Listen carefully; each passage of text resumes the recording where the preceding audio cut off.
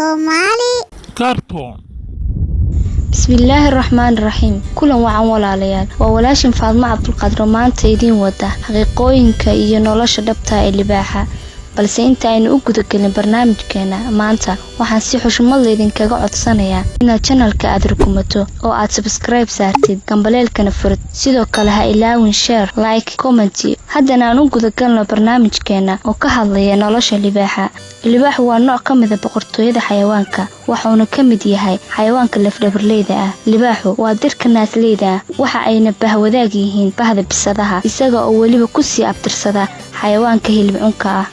waxa lagu naanaysaa boqorka kaynta laakiin waxa uu ku nool yahay dhul cawseedka iyo banaanada cidlada ah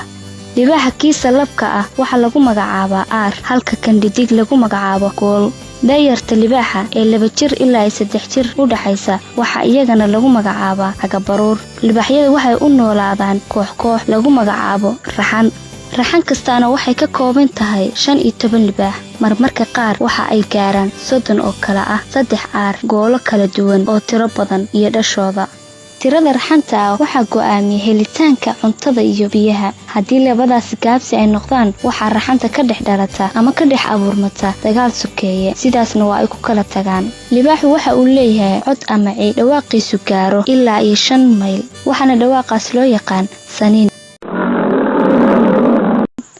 arka qaangaarka dhererkiisa jiifka ahi waxa uu gaaraa 3 mitir culeyskiisuna waxa uu kor u dhaafaa 250 kilogram cimri ahaan waxa uu noolaadaa 12 ilaa 14 sano Soomaalida libaaxa waxa ay ka sameysay mahmaayo kala duwan runtii ma tiro badna mahmaayada libaaxa balse waxa aynu ka soo qaadanaynaa inta ugu caansan aqal libaax lafa lagama waayo meel aar ka kacay atoor farfarisay libaaxnimaan aqoon baa lex karita libaaxnin ganay iyo nin galaday kala og libaax intee bulbusho ku taal bahal ma cuno libaaxyada siday u wadaagaan hilibka ayay u wadaagaan hawsha libaaxa lab waxa uu inta badan waqtigiisa ku qaataa waardiyeynta deegaanka uu ka arrimiyo iyo ilaalinta dhasha yaryar oo halis ugu jira in la ugaarsado inta uu ciyaaya kaadiisa uu ku calaamadeeyaa dhulka waxa uu cagta u saara xayawaanka hilibku noolka ah ee ku soo xadgudba xuduudiisa libaaxa dhadig waa ugaarsadaha rasmiga ah ee raxanta waa ay ka yar tahay aarka kana dhaqso iyo gacmo badan tahay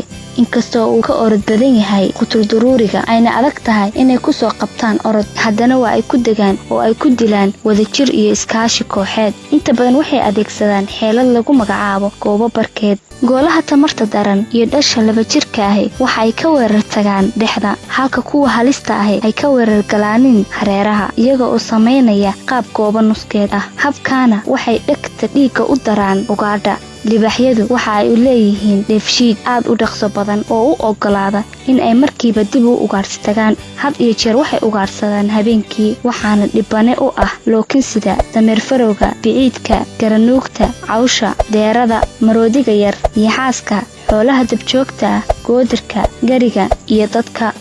libaaxu la mid ma ahan baalaha baktiga iyo hambada cuna sida waraabaha haramcadka iyo wixii la mid ah mana qodo qubuuraha sida dhidirka waligiisna waxa uu tusaale u ahaa geesinimada awoodda dhiiranaanta iyo cabsida asxaabi halkan ayay noogu eg tahay sheekadeena ka hadlaysay libaaxa iyo faalihiisa nololeed inta aan ku kulmi doono barnaamij kale oo xiiso leh insha Allah waxaan idinkaga tegayaa fi amaanillah